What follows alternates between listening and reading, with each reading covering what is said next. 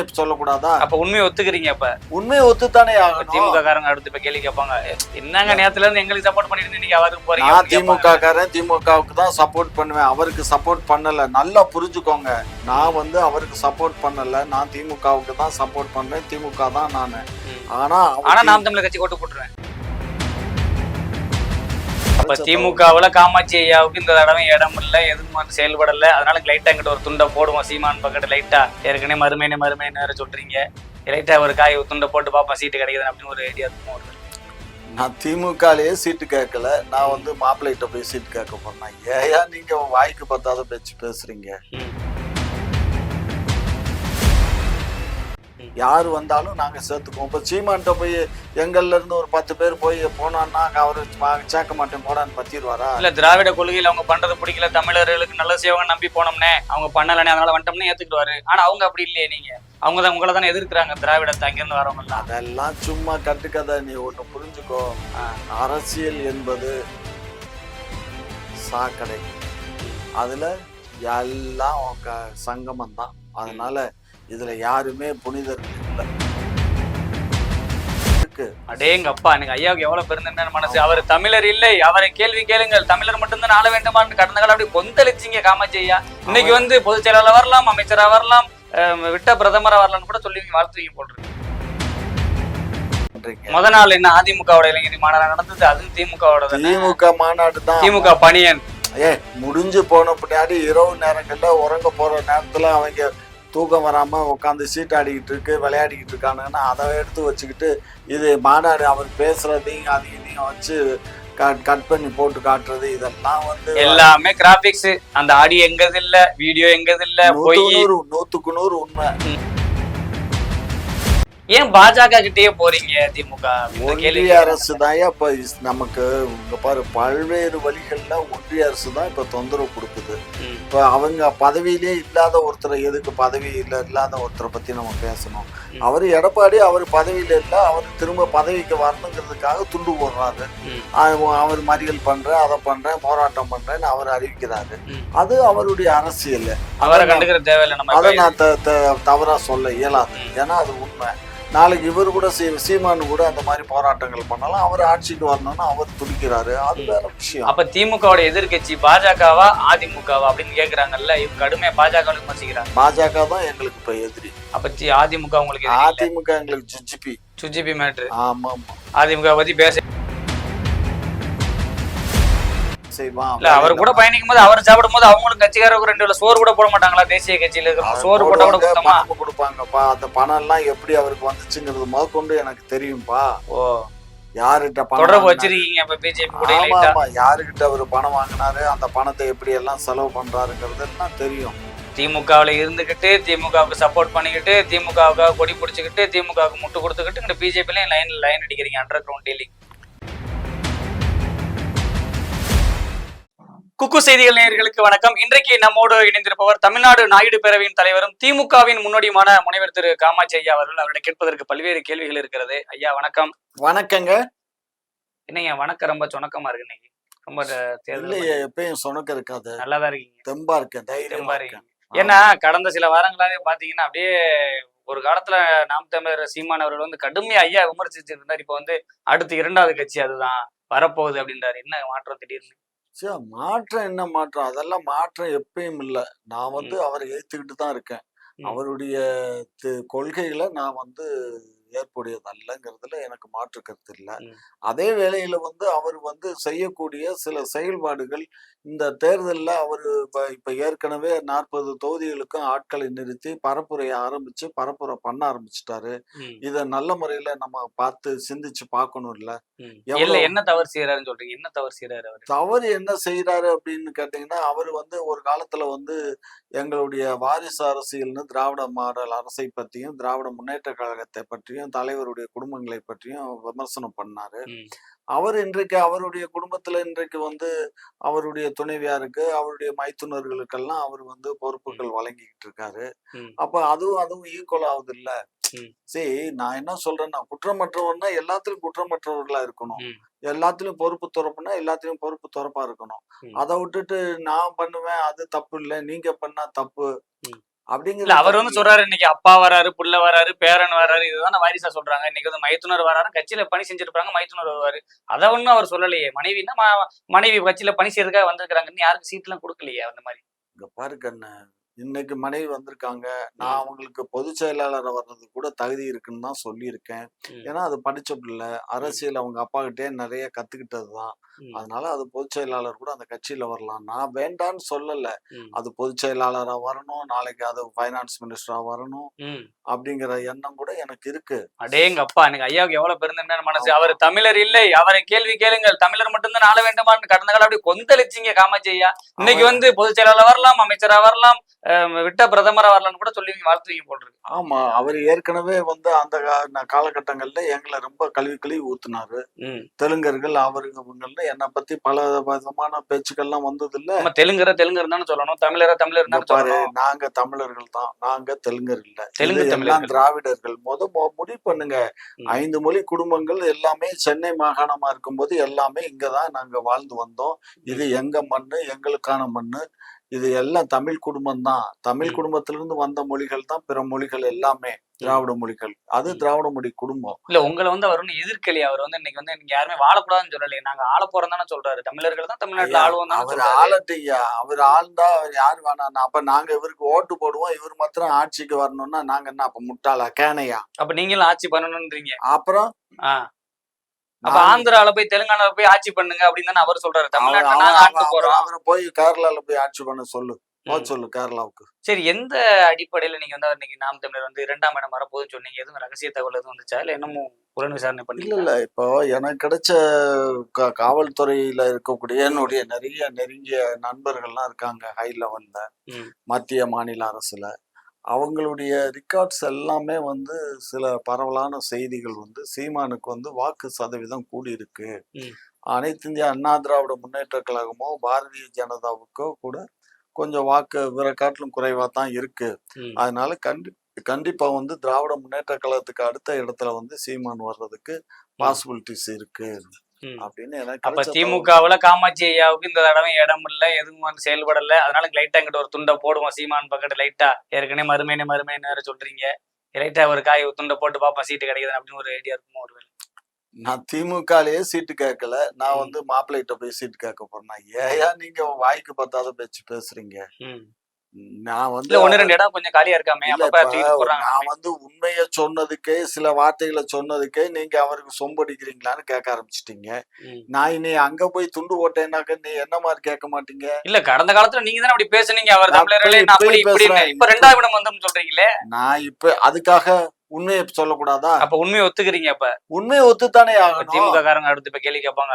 என்னங்க இல்ல, நேத்துல இருந்து எங்களுக்கு சப்போர்ட் பண்ணிட்டு இருந்தீங்க, இன்னைக்கு அவருக்கு போறீங்க நான் அப்படின்னு திமுக கேட்பாங்க. காரன். திமுகவுக்கு தான் சப்போர்ட் பண்ணுவேன். அவருக்கு சப்போர்ட் பண்ணல. நல்லா புரிஞ்சுக்கோங்க. நான் ம். வந்து அவருக்கு சப்போர்ட் பண்ணல. நான் திமுகவுக்கு தான் சப்போர்ட் பண்றேன். திமுக தான் நானு. ம். ஆனா ஆனா நாம் தமிழர் கட்சி ஓட்டு போட்டுருவேன். நான் தமிழர் கட்சிக்கு நான் எதுக்கு ஓட்டு போடுறேன்? நான் 2ஆம் நாம் இடம் தமிழர் கட்சி உறுப்பினரா? ம். இல்ல நான் பொறுப்பாளரா? எதுக்கு என் நாம் தமிழர் கட்சிக்கு நான் ஓட்டு போடணும்? ம்.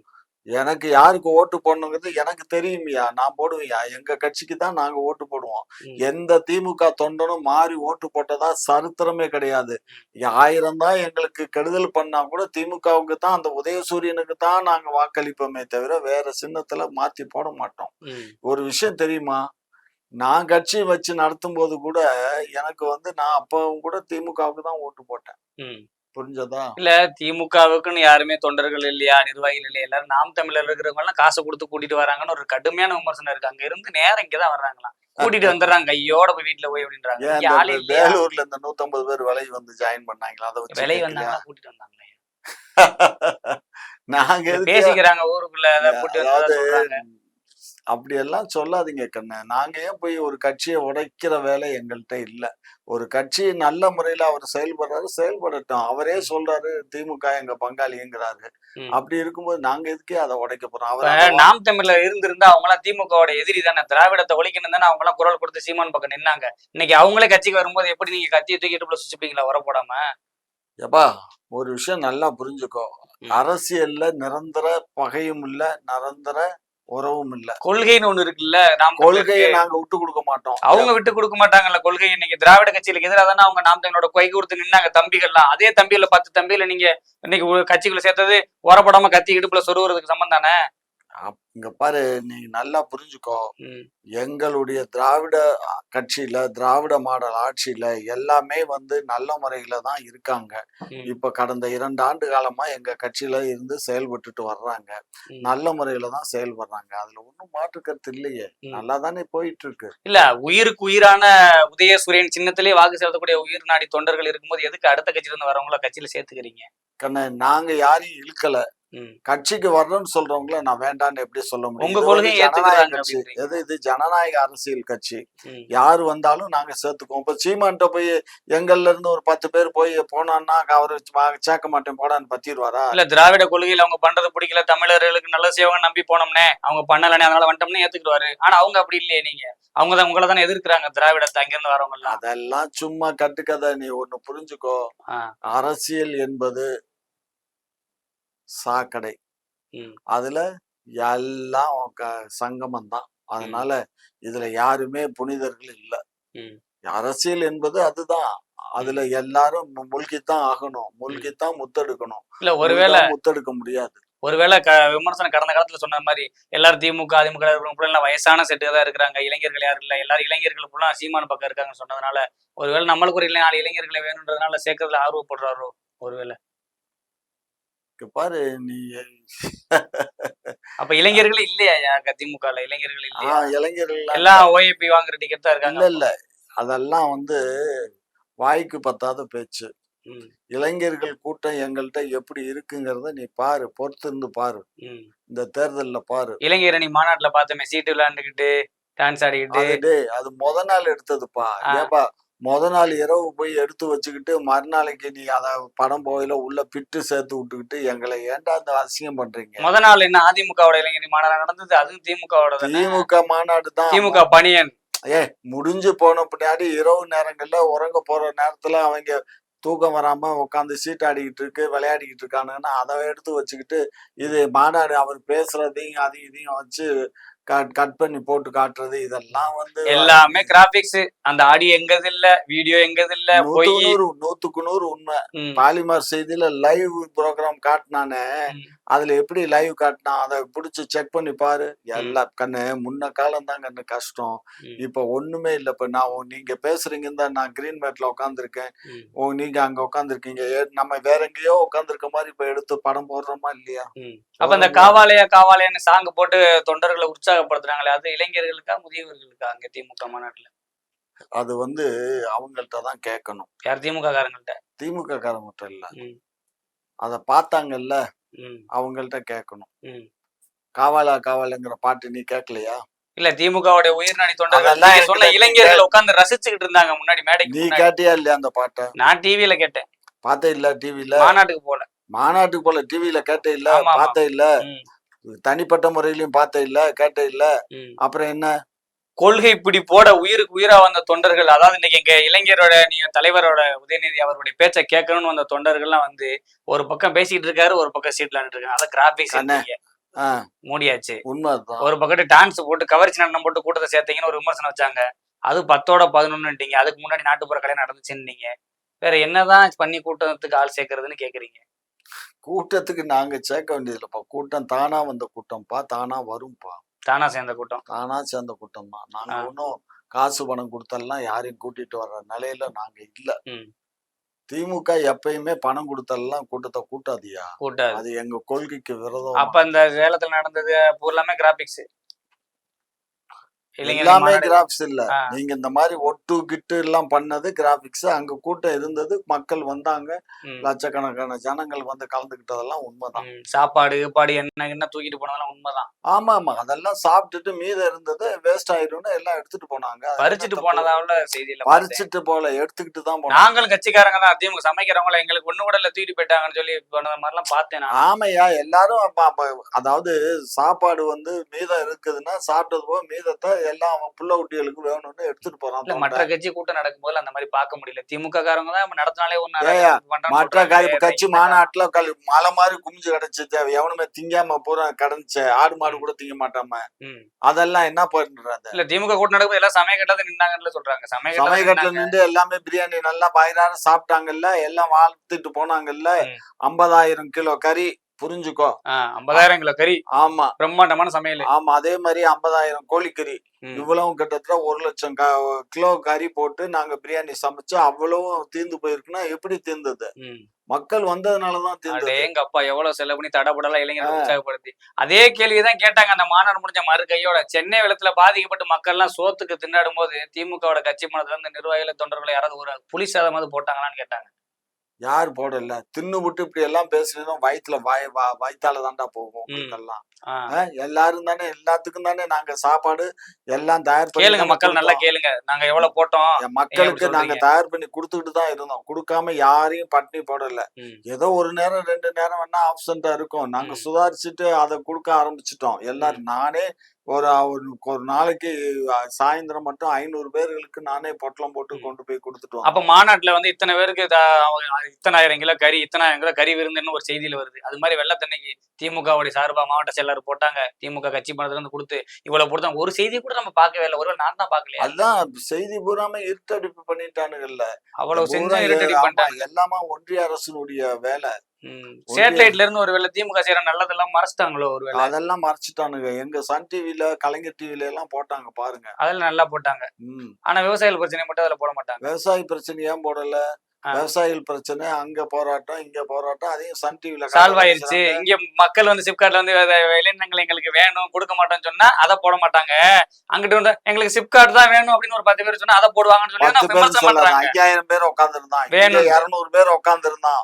வேண்டான்னு சொல்றவன் 200 பேரு, வேணும்னு சொன்னவன் 5000 பேரு. புரிஞ்சுக்கோ. அங்க போய் நிக்க மாட்டீங்களே கேமரா தூக்கிட்டு வேணான்னு சொல்றவன்ட்ட, சிப்காட் எங்களுக்கு வேணாம் விவசாய நிலம் தான் வேணும்னு சொல்றவன்ட்ட நீங்க செய்தி போட மாட்டீங்களே? அதையும் தான் போட்டோம். அதையும் போட்டீங்க, இதையும் போட்டோம். குண்டாஸ் போட்டது கூட எல்லாத்தையும் எங்க நியூஸ்லயும் சொல்லதான். அது வேகமா சொல்லுவீங்களே, விவசாயம் குண்டாசு போறது வேகமா சொல்லுவீங்க. எல்லாம் தான் இங்க பாருங்க, விவசாயிகளே இல்லைன்னு சொன்னீங்களே. ஆமா, அதுல கலந்துகிட்டவன்ல எல்லாமே விவசாயிகளே இல்லாதவன் கொஞ்சம் பேர் தான் விவசாயம். வடநாட்டுல இருந்து வந்துட்டாங்க, பானிபூரி வைக்க வந்தாங்க. பானிபூரி வைக்க வந்தவனை கூப்பிட்டு தானடா திருப்பூர்ல முந்தா நாள் பிஜேபி மாநாடு போட்டான். போன தடவை இந்த ஆளு நம்ம மோடிஜி வந்தாருல்ல. இப்ப இன்னைக்கு நடக்கிற கூட்டத்தை கூட பானிபூரிக்காரன் தான். அவங்களுக்கு எல்லாம் 500 ரூபாய் சம்பளமா. அப்புறம் ஏன் வரமாட்டாங்க? அப்ப திமுக இளைஞர் வர்றவங்களுக்கு இதுக்கு சம்பளம் காசு எதுவும் கொடுக்கறது இல்ல, பணி எதுவும் கொடுக்கறது இல்ல. அதெல்லாம் பாஜக மட்டும்தான் காசு கொடுத்து ஆளு கூட்டி வர்றாங்க. திமுக, பாஜக, அதிமுக இந்த 2 கட்சியும் பணம் கொடுத்துதான் கூட்டத்தை சேர்க்குது. அதுல ஒண்ணும் மாற்று கருத்து இல்ல. அங்கிட்டு நாம் தமிழரும் ஒரு கட்சி இருக்கு. அந்த கட்சியில வந்து இன்னைக்கு வந்து பொதுக்கூட்டம் நடக்குது. ஒரு பிரியாணி போடல, ஒரு கோட்டு கொடுக்கல, ஒரு காசு கொடுக்கல, ஒரு டிஷர்ட் கொடுக்கல, எதுவும் கொடுக்கல. திரண்டு கொற்ற மலையில நின்று கேட்டுட்டு இருக்காங்க.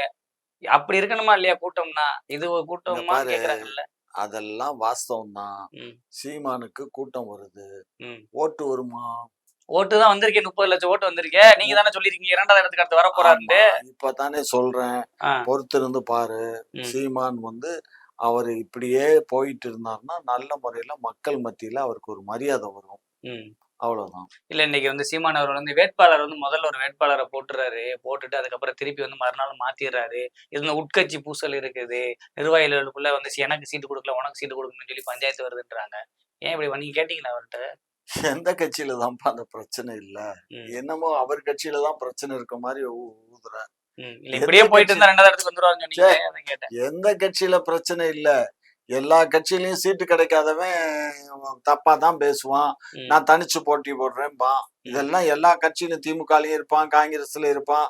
இப்ப காங்கிரஸ்ல அந்த விஜயதாரணிங்கிற பொண்ணுக்கு வந்து எம்பி சீட்டு கேட்டுச்சு, கொடுக்க முடியாதுன்னு சொன்ன உடனே கட்சியே மாறி போயிடுச்சு. அதனால இதெல்லாம் வந்து எல்லா கட்சிகள்லயும் நடக்கிறது தான். இது வந்து அதுக்காக யார் கட்சிக்கு பாடுபட்டவங்க, கட்சிக்கு வந்து எந்த மாதிரி உழைச்சாங்க, கட்சிக்கு வந்து யாருக்கு சீட்டு கொடுத்தா வெற்றி வாய்ப்பு இருக்கும், யாருக்கு சீட்டு கொடுத்தா அதிகமான வாக்கு சேகரிப்பாங்கிறதெல்லாம் பார்த்து தானே கண்ணு சீட்டு கொடுக்கணும். இப்ப கூட நேற்றுக்கு நான் கேள்விப்பட்டேன், விழுப்புரத்துல வந்து நம்ம ஒரு சினிமா டைரக்டர் இருக்காருல களஞ்சியம், அவருக்கு வந்து ஒதுக்கி இருக்காங்க. அதுக்கு முன்னாடி இன்னொருத்தருக்கு அதே மாதிரிதான் தென் சென்னையில வந்து நம்ம இந்த பொண்ணுக்கு நம்ம அதான் உங்க காளியம்மாள். காளியம்மன்ல ம், முன்னாடி அந்த உங்களுக்கு ஒதுக்கி இருந்தாங்க. ம், நம்ம சுகந்தி நாச்சியாளுக்கு. ம், அந்த அம்மா வேண்டான்ட்டு கட்சிய விட்டே வெளியில வந்துருச்சு. ம், அதான் இதெல்லாம் வந்து ஏங்க அதாவது எவ்வளவோ காட்டு வெள்ளம் போகுது. ம், அடிச்சுக்கிட்டு போயிட்டு இருக்க வெள்ளத்துல, ஒரு துளி எல்லாம் வந்து பெரிய விஷயம் இல்ல கண்ணு. ம். அது அந்த வெள்ளத்தோட வெள்ளமா போய் சேர்ந்துரும் இல்ல கடலுக்கு. திமுகன்ற கட்சி வந்து ஒரு கொள்கை பிடிப்போட இருந்துச்சு. கொள்கைக்காக இன்னைக்கு வந்து கொள்கைய சொல்லி ஓட்டு கேட்டாங்க மக்கள்கிட்ட. இன்னைக்கு வந்து அரசியல் பண்ணாங்க. இன்னைக்கு கொள்கைய சொல்லி ஓட்டு கேட்கறது கிடையாது. அதிமுகவ சொல்லி, எதிர்க்கட்சிய சொல்லி, குற்றச்சாட்ட சொல்லி தான் ஓட்டு கேட்கறாங்கன்றாங்க. ஏன் இந்த நிலைமைன்னு கேட்கறாங்க. என் கொள்கையில கொண்டு போய் சேர்க்கிற உங்களுக்கே நம்பிக்கை இல்லையா? எங்க கொள்கை யாருக்கு தெரியல? ம், உங்களுக்கு தான் தெரியல. ம், பிறந்த குழந்தைக்கு கூட எங்க குழந்தைகளுக்கு கூட எங்களுடைய கட்சின்னா என்ன? எங்க கட்சியினுடைய சின்னம்னா என்ன? எங்களுடைய கட்சியினுடைய தலைவர் யாரு? எங்களுடைய இளைஞரணியினுடைய தலைவர் யாரு? ம். விளையாட்டுத்துறை அமைச்சர் யாருங்கிறது எல்லாம் தெரியும். ஏன் பிறந்த குழந்தைக்கு எப்படியா தெரியும்? பிறந்த குழந்தை, நீ முதலமைச்சர் பிறந்த யாருன்னு? குழந்தை தான், நான் பிறந்த குழந்தை தான். நீ ம். என்ன முட்டு சின்ன பேபியவா? நான் சொல்றேன். குழந்தைன்னா என்ன? பிறந்த குழந்தைன்னா நீ பிறந்த ஒரு குழந்தை 18 தானே. வயசு குழந்தை. 18 வயசு இன்னைக்கு வாக்களிக்கக்கூடிய குழந்தைகளுக்கு எல்லாத்துக்கும் தெரியும் எங்கள பத்தி. ஏன்னா, ம், பள்ளியில, கல்லூரியில படிக்கிற குழந்தைகளுக்கெல்லாம் நாங்க எங்க அரசு சார்பா அவங்களுக்கு உரிமை தொகைன்னு ஒரு ரூ. 1000 குடுக்குறோம்ல. ம். ரூ. 1000 குடுத்தா ஓட்டு போட்டுருவாங்க. அப்புறம் ஏன் கொள்கையில சொல்லி ஓட்டு கேட்காம அங்கங்க போயிட்டு செங்கல தூக்கிட்டு போய் ஓட்டு கேட்கிறாரு, முட்டைய தூக்கிட்டு போய் ஓட்டு கேட்கிறாரு, ஆமா, பாஜக பத்தி ஆமா. திட்டுறாரு, அவங்க அரசு சனாதனத்த ஒழிக்கணுன்றாரு. ஆமா, எதுக்கு ஆமா, சொல்றாரு? கொள்கையில ஆமா. சொல்ல வேண்டியதுதானே? கொள்கை தான். இது இது வந்து கொள்கை தான். எங்களுடைய ஆட்சியில இந்த மாரி அநியாயம்லாம் நடக்குது. ம், கிட்டத்தட்ட 10 மருத்துவமனைகளுக்கு வந்து அப்ப வந்து அடிக்கல் நாட்டுனாரு. ம், 9 இடங்கள்ல மருத்துவமனை ஆரம்பிக்காச்சு. ம், தமிழ்நாட்டுல மட்டும் கட்டல. அப்ப ம், வரும் இல்லையா? ம், 10,00,000 கோடிக்கு வந்து போன மாசம் வந்து அடிக்கல் நாட்டி எல்லாத்தையும் திறந்து வச்சாரு. அடிக்கலும் நாட்டுனாரு. எங்க ஊபில, உத்தரப்பிரதேசத்துல. ம், இங்க என்ன பண்ணாரு? ம். என்ன இங்கேயும் பண்ணாரு? தான் 16,000 கோடிக்கு நெறைய நலத்திட்டங்கள்லாம் தொடங்கி அடிக்கல் கத்திரிக்காய் பண்ணாரு. நாட்டியிருக்கிறார்ல. 12,000 கோடி. ம். இந்த அது அந்த அது மாரி தான். எது நம்ம ஆஸ்பத்திரி இருக்குல்ல, அதுக்கு அடிக்கல் நாட்டுன மாரி தான் தமிழ்நாட்டுக்கு. ம். தமிழ்நாட வந்து அவங்க புறக்கணிக்கிறதுங்கிறத முடிவு பண்ணிட்டாங்க. ஏன் புறக்கணிக்கணும்னு கேட்கிறேன். தமிழ்நாட்டுல தான் இன்னைக்கு அண்ணாமலை கூட்டம் சேர்த்துட்டாரு இன்னைக்கு. எம்மன், எம்மக்கள்னு சொல்லி இன்னைக்கு சேர்த்துட்டாரு. நிரூபிச்சு ஆமாமா, காட்டிட்டாரு அவங்க ஆமா, பலத்த. ஆமா, ஆமா. ரூ. 500 1000 குடுத்தா எல்லாமே வருவான் மக்கள். ம், காசு குடுத்தா தான் வருவான். காசு ம். குடுக்கலன்னா வரமாட்டான். ஒரே இடத்துல ஒவ்வொரு ஊர்லயும் போன கூட்டத்த பாரு, ஒரே கூட்டம் அங்கேயும் இருக்கும், அங்கேயும் இருக்கும், ம். அங்கேயும் இருக்கும். ஆமா தொடர்ச்சியா நடந்து பாத யாத்திரையில போறாங்க. பாதயாத்திரை ஒரு பிடிப்போட, கொள்கை பிடிப்போட போறாங்க. ரூ. 500 போறது. வாங்குறவங்க அன்னைக்கு சாயங்காலம் ஆயிட்டா போயிருவாங்க. பாஜக கொள்கை புடிச்சதுனால தான் ஒரு நாள் ஃபுல்லா கூடவே 10 இல்ல நாள் கூடவே பயணிக்கிறாங்க. சாப்பாடு போடுறாங்க. ம். டெய்லி 500 அப்ப நான் பட்னியாவ கூட்டி 1000 போவாங்க. சோறு வேணாமா? நான் தான் சாப்பாடு போட அப்ப வேணாமா? சரி, அப்ப சரி. ரூ. 1000 500 குடுக்கும்போது அப்ப போத்தானே செய்வான். இல்ல அவரு வேலையில கூட பயணிக்கும்போது, அவரு சாப்பிடும்போது அவங்களும் கட்சிக்காரருக்கு 2 வேள சோறு கூட போட மாட்டாங்களா? தேசிய கட்சியில இருக்கிறவங்க சோறு போட்டா கூட போடுவாங்க, குத்தமா? பணமும் குடுப்பாங்கப்பா. அந்த பணம்லாம் எப்படி அவருக்கு வந்துச்சுங்கிறது முதற்கொண்டு எனக்கு தெரியும்பா. ஓ! யார்கிட்ட பணம் தொடர்பு வாங்குனாரு? வச்சிருக்கீங்க அப்ப பிஜேபி கூட லைட்டா. ஆமாமா. யாருகிட்ட அவரு பணம் வாங்குனாரு? அந்த பணத்த எப்படி எல்லாம் செலவு பண்றாருங்கிறது எல்லாம் தெரியும். திமுகவுல இருந்துகிட்டு, திமுகவுக்கு சப்போர்ட் பண்ணிக்கிட்டு, திமுகவுக்காக கொடி புடிச்சுக்கிட்டு, திமுகவுக்கு முட்டு குடுத்துக்கிட்டு, இங்கிட்டு பிஜேபிலயும் லைன் அடிக்கிறீங்க. Underground dealing. எல்லாமே அரசியல்னு இருந்தா, அரசியல்ல எந்தெந்த கட்சியில என்னென்ன நடக்குதுங்கிறத தெரிஞ்சுக்கிட்டா தானே உங்கள மாரி ஆட்கள்ட்ட நாங்க பதில் பேச முடியும். ம். இல்லைன்னா எங்கள வச்சு செய்ய மாட்டீங்க. நாளைக்கே அப்ப பாஜகல கூப்பிட்டு, ஐயா காமாட்சி ஐயா கூப்பிடுங்க. லைட்டா ஒரு சீட்ட போட்டு விடுவான். இல்ல 2 பெட்டி கிட்டி தள்ளி விடுவான். நமக்கு சப்போர்ட்டா பேச சொல்லுங்கன்னா, இன்னைக்கு ஒழிங்கன்னு சொல்லி, நாளைக்கு வாழ்கன்னு சொல்லிருவீங்க. பிஜேபிய பத்தி உனக்கு என்ன தெரியும்? ம். நான் அங்க இருந்து வந்தவன். ம். பிஜேபிய பத்தி எனக்கு தாய் தரவ வீடு தானே தெரியும். என்ன இருந்தாலும் உங்களுக்கு அது எனக்கு போலாம்ல. தாய் வீடு. தாய் வீடுன்னா எனக்கு திராவிட முன்னேற்ற கழகம் தான். சிறு வயது முதல் நான் இருந்த கட்சி இதுதான். ம். அதுக்கப்புறம் அதிமுக.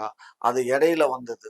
நாம் தமிழருக்கு நீங்க போக மறந்துட்டீங்க. இப்ப நல்ல வாய்ப்பு. இப்ப சொன்னா கூட நாளைக்கே வந்து உங்க மருமையன் சூப்பரா உங்களுக்கு ஒரு நல்ல தொகுதிய ஒதுக்கி விட்டுருவாப்புல. நான் வந்து பதவிக்காகவோ, ம். வேற பணத்துக்காகவோ அலையிற ஜாதி இல்ல நானு. ம்.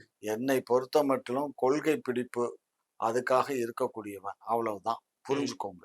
அப்ப நாடாளுமன்ற தேர்தல்ல கொள்கையை சொல்லி தான் வாக்கு கேட்கும் திமுக வந்து எதிர்க்கட்சியோடைய சதிய சொல்லி ஆமா. கேட்க மாட்டாங்க. ஆளுங்கட்சி டெல்லிய ஆளுந்துகிட்டு இருக்கக்கூடிய ஒன்றிய அரசினுடைய குறைபாடுகள சொல்லி தான் நாங்க ஓட்டு கேட்க முடியும். ஐயா, இப்ப தமிழ்நாட்டுல இன்னைக்கு திமுக, அதிமுக தான் மாறி மாறி ஆட்சியில இருந்திருக்குது. இன்னைக்கு நீங்க உங்களுடைய எதிர்க்கட்சி அதிமுக விமர்சிச்சு தான் நீங்க வாக்கு கேட்கணும். ஏன் பாஜக கிட்டயே போறீங்க திமுக அப்படின்ற கேள்வி ஒன்றிய அரசு கேட்கறாங்கல்ல. தான்யா இப்ப நமக்கு இங்க பாரு பல்வேறு வழிகள்ல ஒன்றிய அரசு தான் இப்ப தொந்தரவு குடுக்குது. ம். இப்ப அவங்க பதவியிலே இல்லாத ஒருத்தர எதுக்கு பதவியில இல்லாத ஒருத்தர பத்தி நம்ம பேசணும். ம். அவரு எடப்பாடி அவரு பதவியில இல்ல. அவரு திரும்ப பதவிக்கு வரணுங்கிறதுக்காக துண்டு போடுறாரு. ம். அவர் மறியல் பண்றேன், அத பண்றேன், போராட்டம் பண்றேன்னு அவர் அறிவிக்கிறாரு. ம். அது அவருடைய அரசியல். அவரை அத நான் கண்டுக்கிற தேவையில்லை நம்ம அத இப்ப. நான் தவறா சொல்ல இயலாது. ம். ஏன்னா அது உண்மை. நாளைக்கு இவரு கூட சீமான் கூட அந்த மாரி போராட்டங்கள் பண்ணாலும், அவர் ஆட்சிக்கு வரணும்னு அவர் துடிக்கிறாரு. அது ம். வேற விஷயம். அப்ப திமுகவோட எதிர்க்கட்சி பாஜகவா அதிமுகவா அப்படின்னு கேக்குறாங்கல்ல, இவங்க கடுமையா பாஜகவை விமர்சிக்கிறாங்க. பாஜக தான் எங்களுக்கு இப்ப எதிரி. அப்ப அதிமுக உங்களுக்கு எதிரி இல்ல. அதிமுக எங்களுக்கு ஜுஜுபி. சுஜிபி மேட்ரு. ஆமாமா. அதிமுக பத்தி பேசவே மாட்டீங்க. பேச வேண்டிய அவசியம் இல்ல. அப்புறம் ஏன் இன்னைக்கு திமுகவோட அமைப்புச் செயலாளர் ஆர்.எஸ். பாரதி அவர்கள் வந்து எடப்பாடி பழனிசாமியை பத்தி கடுமையா விமர்சனம் பண்ணி உடனே பதில் சொல்லணும், இங்க இல்லைன்னா பாரு, வழக்கு போட்டுருவேன்னு சொல்றாரு. அவரு சில பேச்சுக்கள் பேசும்போது, அதுக்கு நாங்க பதிலடி குடுக்கணுமா? வேண்டாமா? உங்க குற்றச்சாட்டை தானே சொல்றாரு, உங்க குறைகளை தானே சொல்றாரு. ஒரு ஒரு ஒரு கடத்தல் வழக்குல இருக்கணும் கட்சியில வச்சிருந்தீங்களேன்னு தானே போராட்டம் பண்றாரு. இந்த ஜாபர் அது சாதிக்கணும் நாங்க கட்சியில தெரிஞ்சா வச்சிருந்தோம். ம். நாங்க தெரிஞ்சாயா வச்சிருந்தோம். ம். ஜாபர் சரிப்பு, கத்திரிக்காய் சரிப்பு. எங்களுக்கு என்ன தெரியும்? ம். அவன் தெரியாம ஒருத்தன் கட்சியில சேர்ந்துட்டான் இருக்கான். ம். அதுக்காக நீங்க எதை வேணாலும் சொல்லலாம், எப்படி வேணாலும் சொல்லலாம், எப்படி வேணாலும் பேசலாம்ன்றது எந்த வழியில சாதாரண ஒரு தொண்டனா சேர்ந்து ஒரு உறுப்பினர்கிட்ட போட்டிருந்தா பரவாயில்ல, இன்னைக்கு அமைச்சரை போய் சந்திச்சு புகைப்படம் எடுக்கிறாரு, முதலமைச்சர்கிட்ட புகைப்படம் எடுக்கிறாரு, நிதி உதவி கொடுக்குறாரு. இது கேட்பாங்கல்ல கேள்வி, அப்பயாவது கேட்பாங்கல்ல. கண்ணு கேட்கதாங்க என்ன செய்வாங்க. நாங்க பதில் சொல்லித்தான் ஆகணும். நாங்க இப்ப பதில் சொல்லலைன்னு சொல்லல. இப்ப நீங்க கேட்கிற கேள்விக்கு நானும் பொறுமையா உட்கார்ந்தானே பதில் சொல்லிட்டு இருக்கேன். இது எங்களுக்கு தெரியாம நடந்த நிகழ்ச்சி. இது காவல்துறையினுடைய அஜாக்கிரதை. இல்ல காவல்துறையா கூட்டிட்டு வந்து சந்திக்க விடுறாங்க. எங்க கிட்ட ஜாபர் சாதிக்னு ஒருத்தர் இருக்கிறாரு, கட்சியில சேரணும் சொல்றாரு, நிதி கொடுக்கணும்னு சொல்றாரு, முதலமைச்சர் சந்திக்கணும் சொல்றாரு, அவங்கள கூட்டிட்டு வராங்க. முதலமைச்சரை சந்திக்கும் போது அவரை பத்தின முழு விவரங்களை முதலமைச்சருக்கு தகவல் கொடுக்க வேண்டியது அந்த காவல்துறையினுடைய வேலை. அது இல்ல இதுக்கு முன்னாடி முதலமைச்சராக இருந்த அம்மையார் ஜெயலலிதா அவர்கள் முதலமைச்சராக இருக்கும்போது யாரும் அவ்வளவு சுலபமா சந்திச்சிட முடியாது. கருணாநிதி அவர்களையும் அவ்வளவு சாதாரணமா சந்திச்சிட முடியாது. அப்ப முதலமைச்சர் மு க ஸ்டாலின் மட்டும் என்ன வரேன்னு அங்க வேலை இல்லாமல இருக்காரு, சும்மாவா இருக்காரு. அப்ப அவருக்கு அப்பாயின்மெண்ட் மாத்து சோதனை பண்ணி தானே கொண்டு போகணும். அப்ப அந்த பொறுப்பு இல்லையான்னு கேக்குறாங்க கட்சியில உள்ளவங்க. அதுதான் அந்த காவல்துறை அதிகாரிகள் அசட்டையின் காரணமா தான் இந்த மாதிரி தவறுகள் நடந்திருக்கு. இனி வருங்காலங்கள்ல அது போன்ற தவறுகள் நடக்காம நாங்க சரி பண்ணிக்குவோம். இல்ல இதுக்கு முன்னாடி இப்படிதான் சொன்னாங்க. ஒருத்தர் போலியான கோப்பை, ஒலிம்பிக் கோப்பையை கொண்டு வச்சுட்டு முதலமைச்சர் கொண்டு போட்டோக்கு போஸ்ட் கொடுத்துட்டு நான் ஜெயிச்சு கப்பு வாங்கிட்டு வந்துட்டேன்னு சொல்லிட்டு போனாரு. ஒரு போட்டியில உலக அளவு நடக்கிற போட்டியில கூட அவர் உண்மையான கப்பா, உண்மையான விளையாட்டு வீரர்னு கூட தெரியாத அளவுக்கு இவங்க இருக்கிறாங்கன்னு எவ்வளவு பேசினாங்க. அப்பயும் இதே பதில் தான் சொன்னாங்க. இன்னைக்கு ஒருத்தர் போதை குற்ற வழக்குல இருக்கிறவரை கட்சியில சேர்த்து வச்சிருக்காங்க, போட்டோக்கு போஸ்ட் கொடுத்துருக்காங்கன்றாங்க. ஐயா, அக்கரன்ஸ் நடந்தது சென்னையில இல்ல, அது டெல்லியில. அவன் டெல்லியில தான் பண்ணிட்டு இருக்கான், இங்க கிடையாது. அதனால அவருக்கும் எங்களுக்கும் எந்த சம்பந்தமும் இல்லை அப்படின்னு நான் சொல்ல முடியாது. கட்சியில இருக்கான், அவ்வளவுதான். அவன் பண்ற தொழிலுக்கும் எங்களுக்கும் எந்த சம்பந்தம் கிடையாது. அவன் தொழில் பண்ணிட்டு இருக்கான். அது அவனுடைய தனிப்பட்டது. அதனால தனிப்பட்ட விஷயத்த கொண்டு கட்சியோட சேர்க்காதீங்க, இணைக்காதீங்க. கட்சிக்கும் அதுக்கும் சம்பந்தம் இல்லை. நிச்சயமாக ஐயா, உங்களுடைய பொன்னான நேரத்தை ஒதுக்கி எங்களோட பேட்டியை அளித்தமைக்கு மிக்க நன்றி. மிக்க நன்றி. வணக்கம்.